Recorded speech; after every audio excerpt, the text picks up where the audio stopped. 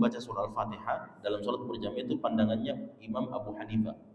Kemudian yang kedua tadi makmum tetap wajib membaca surah Al-Fatihah, dan ini yang umumnya kita lakukan, itu pandangannya Imam Syafi'i rahimahullah. Ada pandangan yang ketiga jamaah sekalian, ini menurut Imam Malik rahimahullah, bahwa kalau dia adalah salat sir, kalau dia salat yang dipelankan bacaannya, maka makmum wajib baca surah Al-Fatihah.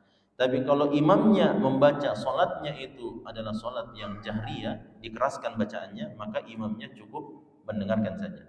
Jadi ini dia seakan-akan coba dia gabungkan antara dua pendapat ini, yang mengatakan wajib untuk membaca Fatihah dan yang mengatakan tidak wajib untuk membaca Al-Fatihah. Kemudian jemaah sekalian, nah ada pertanyaan, bagaimana kalau seandainya makmumnya itu terlambat datang, misalnya imamnya sudah rukuk, otomatis tidak baca surah Al-Fatihah. Nah, ketika imamnya misalnya sudah ruku, dalam hadis kan Nabi mengatakan, man adraka al-imama wa huwa raki'un faqad adraka ar-rak'ah. Siapa yang makmum, dia masuk dalam masjid, masuk dalam shaf berjamaah, dia dapatkan imamnya salatnya sudah sementara ruku dan dia takbiratul ihram Allahu akbar bersamaan dengan imamnya ruku, imamnya masih posisi ruku, belum i'tidal, maka dia dapatkan rakaat tersebut. Jadi kalau kita sholat maghrib misalnya, terlambat kita 1 rakaat, imamnya sudah ruku rakaat pertama, dan kita dapat rukunya imam, otomatis kita tidak menambah apa-apa. Ya, karena dapat rakaat tersebut. Dapat rukunya, maka dapat rakaat tersebut. Nah, sekarang kalau kita tidak dapat rukunya, sekarang kalau kita tidak dapat berdirinya imam di rakaat itu, kita dapat rukunya imam, ya, maka itu otomatis jemaah sekalian, kalau kita dapat rukunya imam, otomatis tidak baca surah Al-Fatihah. Nah, disinilah ketika kita tidak dapat bacaan Fatihahnya imam, maka disinilah berlaku hadisnya tadi itu, Nabi mengatakan, siapa yang memiliki imam, maka bacaannya imam adalah bacaan untuk makmum. Ya, jadi kalau dia tidak sempat membaca Al-Fatihah karena memang imamnya sudah ruku, maka secara otomatis bacaan Fatihahnya imam di rakaat itu juga bacaan untuk makmumnya. Nah, cuman yang menjadi masalah biasa jemaah sekalian, kalau imamnya sudah dekat-dekat ruku, sudah siratal ladzina an'amta alaihim ghairil maghdubi alaihim, rakaat ayat yang paling terakhir, kemudian pas kita baru mau masuk. Itu berarti pas kita takbir Allahu akbar masih dapat ada kesempatan sedikit untuk membaca surah Al-Fatihah, gitu kan? Nah, ternyata baru kita alhamdulillahirabbil alamin, baru ayat kedua atau ketiga imam sudah ruku. Nah, di sini jamaah sekalian ulama menjelaskan bahwa kalau kita prediksi imamnya ini tidak i'tidal sampai selesai kita baca Al-Fatihah sempurna, maka silahkan dilanjut Fatihahnya. Tapi kalau kita misalnya prediksi ini imamnya dia akan i'tidal bangkit dari ruku, sedangkan Fatihah kita belum selesai, misalnya karena imamnya misalnya sudah agak-agak cepat juga rukunya misalnya, ya, karena asam urat atau apa. Jadi kalau agak cepat ini imamnya, saya tahu ini imamnya cepat rukunya, ini imamnya, maka kalau begitu, sedangkan bacaan Fatihah kita baru ayat pertama, ayat kedua, ayat ketiga, masih panjang, masih ada 4 ayat atau 5 ayat setelahnya, maka kita langsung potong surah Fatihahnya dan langsung ikut kepada imam. Nah, karena jamaah sekalian, kita ini diperintahkan dalam sholat berjamaah untuk mengikuti imam. Nah, nanti sebentar insyaallah kita akan jelaskan persoalan hadis Nabi SAW khususnya untuk sholat berjamaah. Ya, nanti setelah rampung selesai dari rukun-rukun ibadah sholat. Nah, jemaah dirahmati Allah SWT, setelah membaca surah Al-Fatihah, kemudian kita membaca amin. Ini tidak disebutkan dalam kitab ini, namun ini masuk dalam pembahasan ibadah sholat. Setelah itu kita membaca amin. Amin ini, bacaan amin ini hukumnya sunnah, bukan wajib, ya, hukumnya sunnah. Cuman ketika ada yang menganggap remeh ini amin jemaah sekalian, maka di situ letak kekeliruannya, kesalahannya itu. Kalau dianggap remeh itu ucapan amin.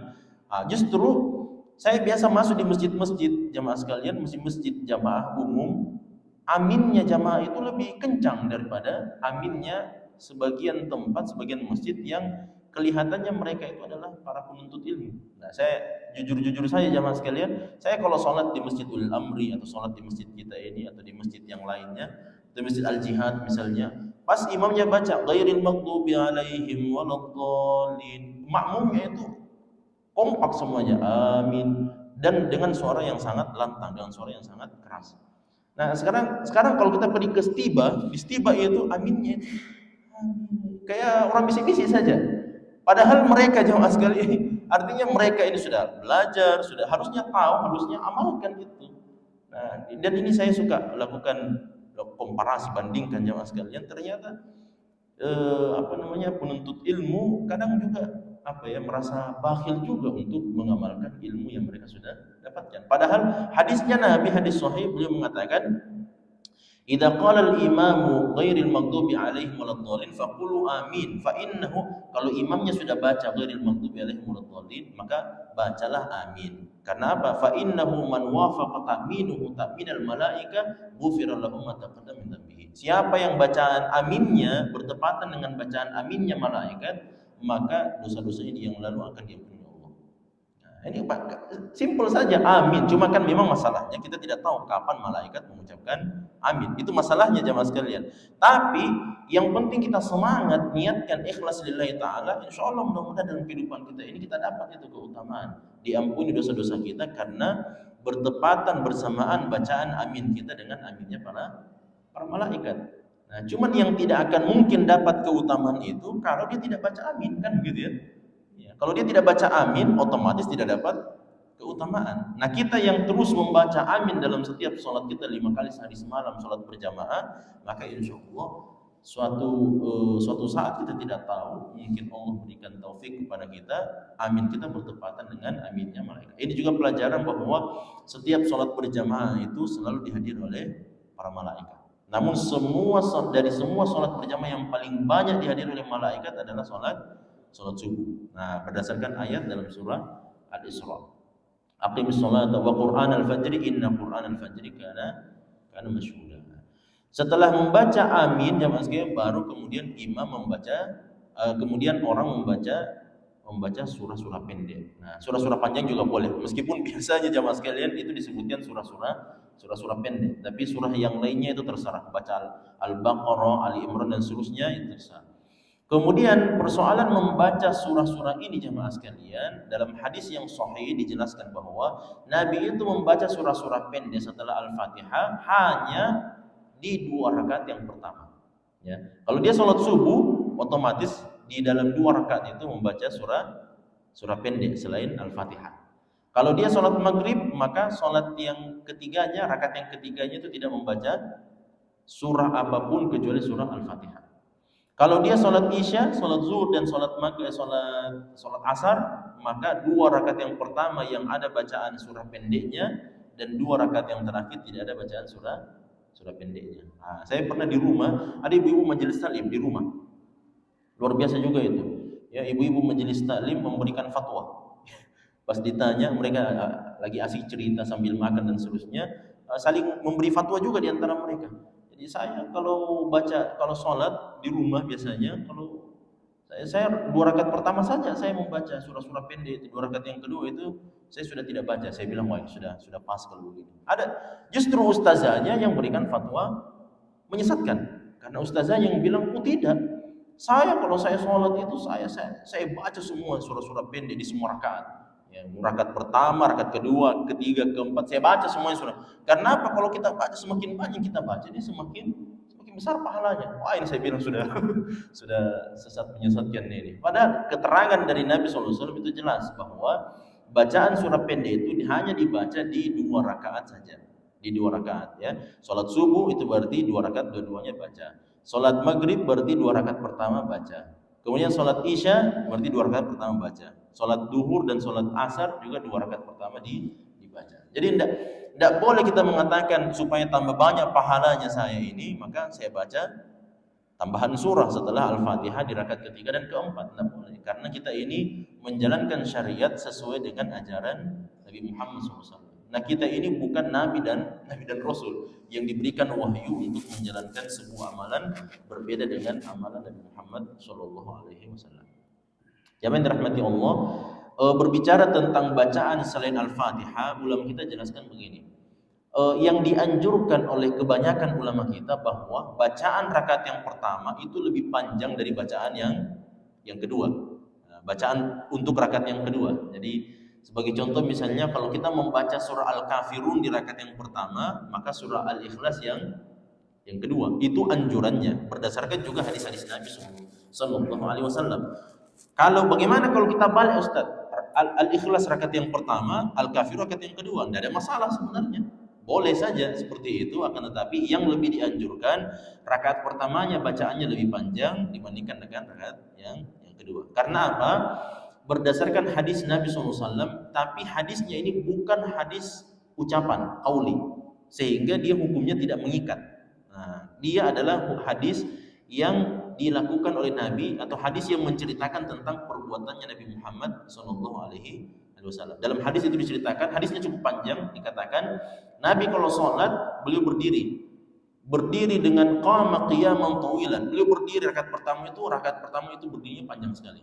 Thumma raka'a mithla qiyamihi. Kemudian beliau rukunya itu lama seperti berdirinya. Nah, jadi bisa dibayangkan ya rukunya itu. Jadi tidak bisa langsung berdiri seenak-enak saja berdiri langsung, karena kalau kita langsung berdiri begitu pasti langsung ada yang tak kancing. Nah, itu biasa kalau sudah terlalu lama rukunya jemaah sekalian begitu. Biasanya ada yang sesuatu di punggung kita yang ini. Kemudian setelah beliau ruku lama, beliau i'tidalnya mirip-mirip seperti rukunya. Beliau sujudnya mirip-mirip seperti i'tidalnya. Kemudian beliau duduk antara dua sujud mirip seperti sujudnya, begitu seterusnya. Kemudian beliau berdiri untuk rakaat yang kedua, akan tetapi lebih singkat dibandingkan dengan rakaat yang pertama. Nah, ini menunjukkan bahwa kalau rakaat yang kedua itu lebih pendek, lebih singkat dibandingkan rakaat yang pertama, berarti otomatis bacaan rakaat yang kedua lebih singkat dibandingkan dengan bacaan yang pertama. Nah, tapi kalau dalam mazhab Abu Hanifah jamaah sekalian, ini kalau ada yang coba-coba mengambil mazhab Abu Hanifah ini luar biasa. Karena dalam mazhab Abu Hanifah itu tidak dibolehkan kalau imam membaca surah tidak diselesaikan surahnya. Ya, jadi kalau kita mau membaca surah misalnya Alif Lam Mim Dzalikal Kitabul surah Al-Baqarah, mau dibaca surah Al-Baqarah, biasanya kan dipotong 5 ayat pertama, 5 ayat pertama, 6 ayat atau sampai ayat yang ke-10 fi qulubihim marad dan seterusnya. Kalau dalam mazhabnya Abu Hanifah itu tidak boleh dilakukan. Ya, itu tidak boleh dilakukan. Kalau mau membaca surah maka sekalian baca surah pendek saja 3 qul atau 4 qul ya al-kafirun. Kalau mau baca surah yang panjang sekaligus baca surah panjang sampai selesai. Nah, cuma 2 pilihannya itu. Itu dalam mazhab Abu Hanifah. Jadi kalau mau pendek maka baca memang surah yang pendek, mau panjang baca surah panjang sampai selesai. Nah, karena menurut mereka itu tidak boleh potong-potong ayat. Tidak boleh memotong-motong ayat. Jadi harus dibaca itu surah itu sempurna itu. Ya, baca surah sempurna. Ya, makanya ini memang beda pendapat di antara ulama kita khususnya dalam pelaksanaan atau bacaan-bacaan dalam ibadah salat. Setelah itu jamaah sekalian, Nabi SAW kemudian ruku, dan ruku ini adalah rukun yang keempat dari pelaksanaan ibadah salat. Ruku ya. Dan ruku ini jamaah sekalian adalah posisi sebagaimana yang kita ketahui bersama. Di dalam hadis ada keterangan Nabi itu kalau ruku, kalau diletakkan di atas pundaknya sekumpulan air, maka air itu tidak akan jatuh. Artinya rukuknya Nabi SAW, maksudnya bagaimana rukuknya Nabi? Rukuknya maksudnya jamaah sekalian, biasa kan ada yang setengah mati itu dia ini kan belakangnya. Padahal maksudnya itu hadisnya Nabi bahwa kalau Nabi ruku lam yushkhis ra'sahu wa lam yusawwihu. Itu maksudnya. Bukan seperti sebagian yang dilakukan oleh kaum muslimin yang tidak paham dengan konteks maksud hadis. Akhirnya ada yang seperti mau dia kasih jadi kayak triplex itu punggungnya di belakang. Ya. Jadi datar betul itu belakangnya. Itu satu hal yang sebenarnya menyulitkan orang dalam pelaksanaan ibadah sholat.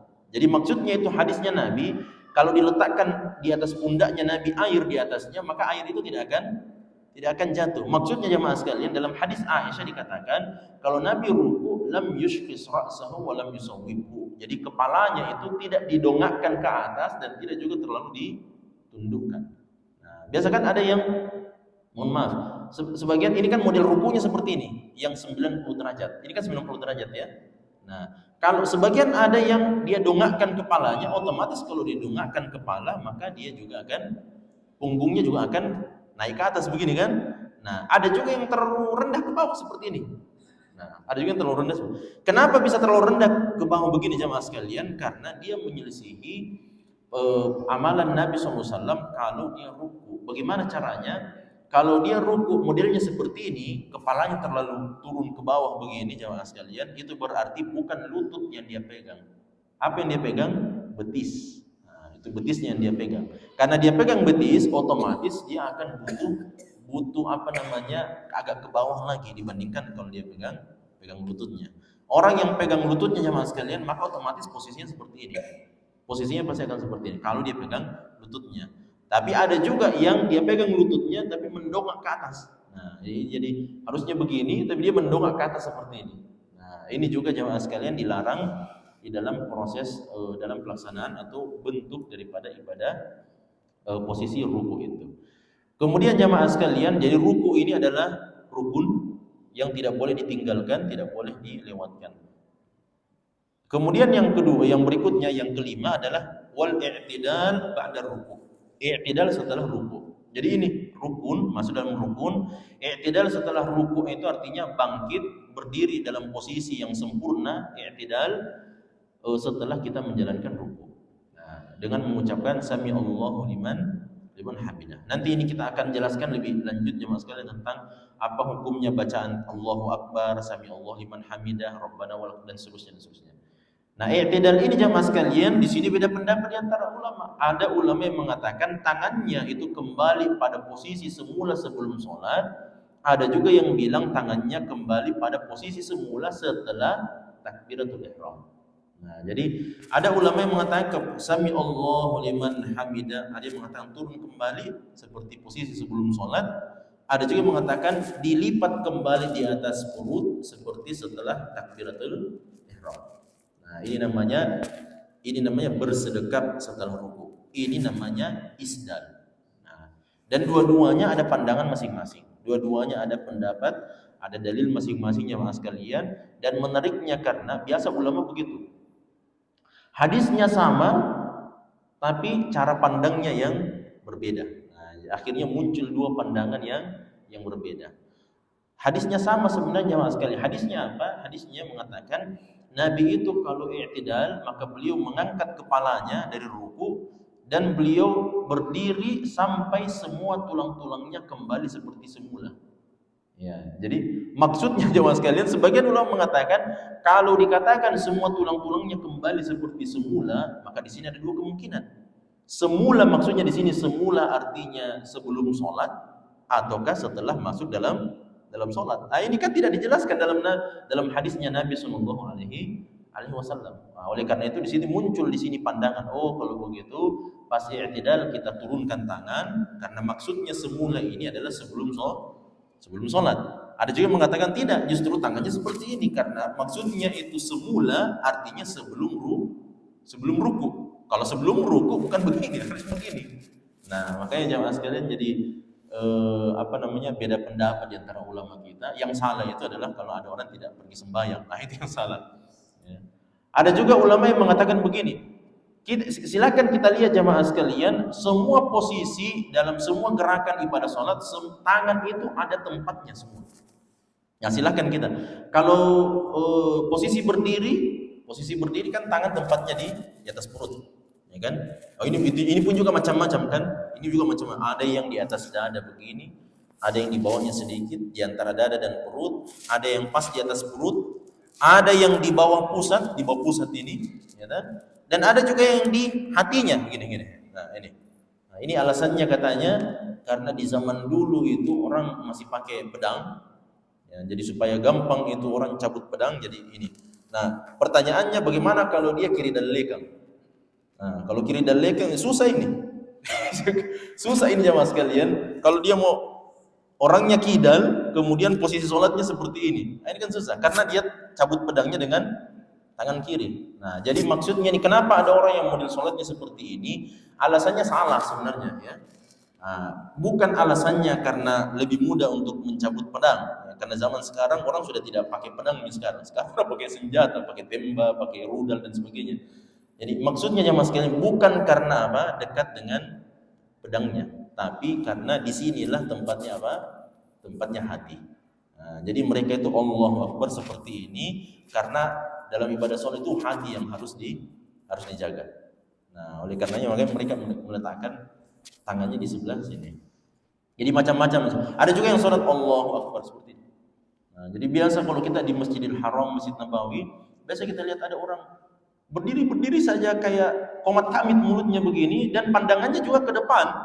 Pandangan juga ke depan. Jadi kita lihat kayak orang lagi kurang-kurang waras begitu ya. Jadi, sambil berdiri seperti ini melihat-lihat ke depan, kemudian mulutnya komat kamit. Padahal sebenarnya sementara sholat, dia sementara sholat. Karena apa jemaah sekalian? Itu dalam mazhab, khususnya dalam mazhab Maliki ya. Ini seperti ini itu tidak wajib. Menurut sebagian mereka justru yang seperti ini. Jadi Allahu Akbar begini. Nah, kalau kita kan umumnya seperti ini ya. Kalau mereka begini. Nah, kemudian memandang ke tempat sujud jamaah sekalian itu bukan kewajiban. Memandang ke tempat sujud bukan kewajiban. Meskipun ada banyak riwayat yang disebutkan dari para ulama kita bahwa mereka kalau sholat maka mereka memfokuskan pandangannya ke tempat sujud. Nah, itu juga akan membantu kita untuk bisa khusyuk. Tapi apakah hukumnya wajib memandang ke tempat sujud? Jawabannya tidak wajib. Jawabannya tidak wajib. Buktinya mana jemaah sekalian? Para sahabat itu kalau sholat di belakangnya Nabi SAW, kemudian terjadi sesuatu karena di masa hidupnya Nabi SAW perubahan pelaksanaan sholat itu masih ada kemungkinan. Makanya pernah suatu ketika Nabi sholat masuk dalam masjid pakai sendal.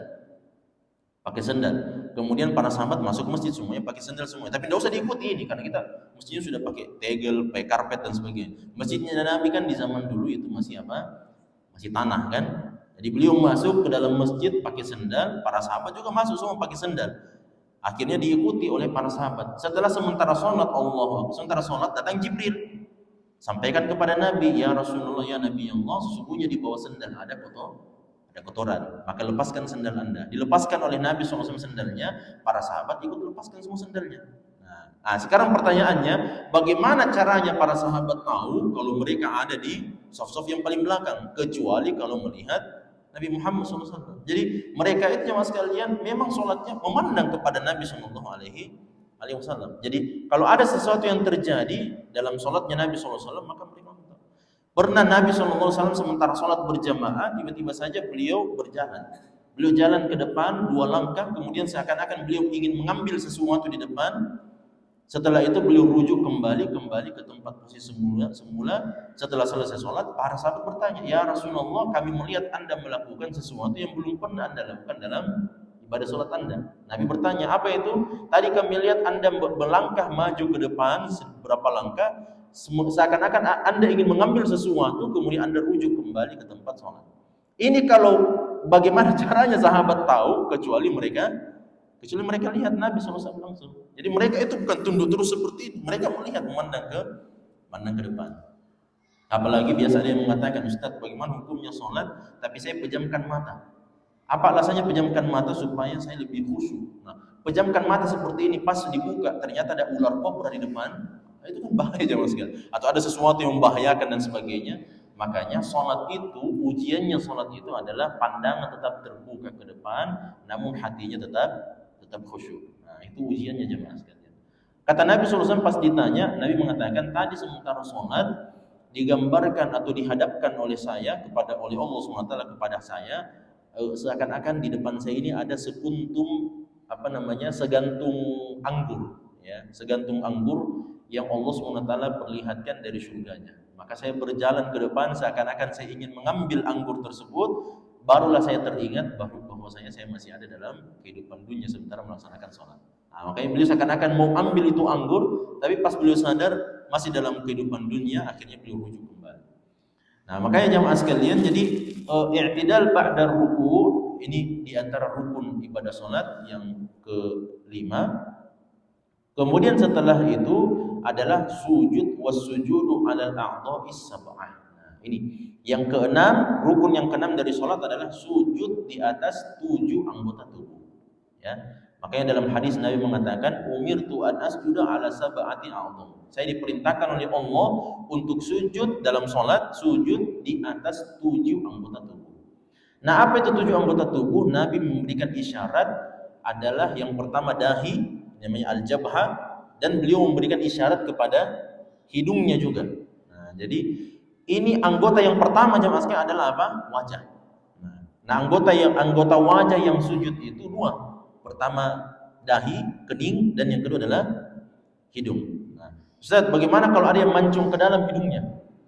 Ya, selesai tentu saja. Ya, kalau dia mancung ke dalam hidungnya jamaah sekalian, maka fattaqullaha mastata'tum. Dia sujud berupaya sesuai dengan kemampuannya, kesanggupannya. Kalau memang tidak bisa jamaah sekalian, maka itulah kemampuan yang dia bisa lakukan. Nah, itu satu anggota ya. Jadi dahi, dan biasa ada orang yang sujud dahinya saja.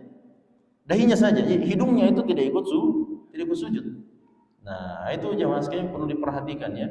Perlu diperhatikan karena memang Nabi perintahkan ini bahwa kita sujudnya di atas apa? 7 anggota. Anggota yang pertama ini adalah dahi dengan hidung. Kemudian yang kedua dan ketiga adalah telapak tangan. Nah, bagaimana posisinya seperti ini? Posisinya mungkin bisa diletakkan di antara dua pundak begini. Jadi kita sujud begini, ataukah diletakkan di atas di depan pipi. Nah, bisa juga ini. Ya, jadi mirip-mirip posisinya kalau kita sementara takbiratul ihram. Nah, ini nanti kita jelaskan posisi takbiratul ihram, tapi tidak apa-apa. Kalau kita takbiratul ihram, Allah bisa posisinya sejajar ini pundak, bisa juga sejajar dengan daun telinga. Nah, sama juga kalau kita sujud. Kalau kita sujud boleh begini posisinya jemaah sekalian. Ini posisinya sejajar dengan pundak atau dia dekatkan dengan pipi. Jadi kita sujudnya begini posisinya. Nah, jadi didekatkan. Nah, kemudian jamaah sekalian, jadi sudah ada 3 kan. Biasa saya lihat ada orang sujud begini. Nah, ini saya tidak tahu juga, padahal ada di karpet, bukan juga di tempat panas, tapi begini model sujudnya. Nah, ini ada juga yang begini. Ya, sujud tapi begini modelnya. Padahal yang benar adalah seperti ini. Kemudian jamaah sekalian, ketika kita sujud, maka Nabi melarang kita untuk imbisatul kalbi. Imbisatul kalbi itu sujud modelnya seekor anjing. Nah, itu dilarang. Bagaimana modelnya jamaah sekalian? Sujudnya itu harusnya diangkat tangan. Ini sayap ini kan sayap ya. Ini harusnya diangkat tapi dia letakkan begini. Nah, jadi dia buat seperti ini.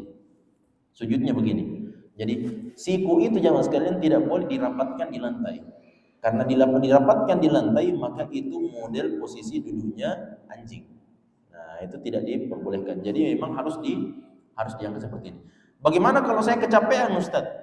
Habis kerja berat, angkat batu dan sebagainya, kecapean. Susah kalau saya mau angkat begini tangan saya, berat. Maka boleh disandarkan ke dalam perut.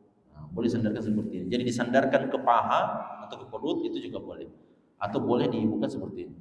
Kemudian jemaah sekalian itu 3, yang keempat dan yang kelima adalah apa? Kedua lutut. Ya, kedua lutut, kemudian keenam dan ketujuh adalah ujung-ujung jari kaki. Nah, ujung-ujung jari kaki ini jemaah sekalian posisinya bisa dirapatkan begini, bisa juga dibuka.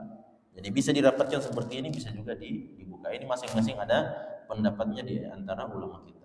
Kemudian jemaah sekalian, rukun yang berikutnya terakhir ini adalah warraf'u minhu, bangkit dari sujud. Jadi bangkit dari sujud itu adalah rukun ibadah salat.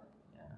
Untuk melaksanakan apa? Al-jilsatu bainas sajdatain, duduk di antara dua sujud. Nah, jamaah dirahmati Allah Subhanahu wa taala, kita berhenti untuk pelaksanaan ibadah salat Isya. Kita save ini wal jilsatu baina sajdatain, duduk di antara dua sujud, karena ini juga rukun yang cukup panjang pembahasannya karena ada beberapa bentuk posisi duduk di antara dua sujud ya, insyaallah kita akan jelaskan pada pertemuan yang berikutnya. Ini pelajaran yang kita bisa sampaikan, mudah-mudahan bermanfaat. Subhanallah wa bihamdihi, asyhadu an la ilaha illa anta, astaghfiruka wa atubu ilaik.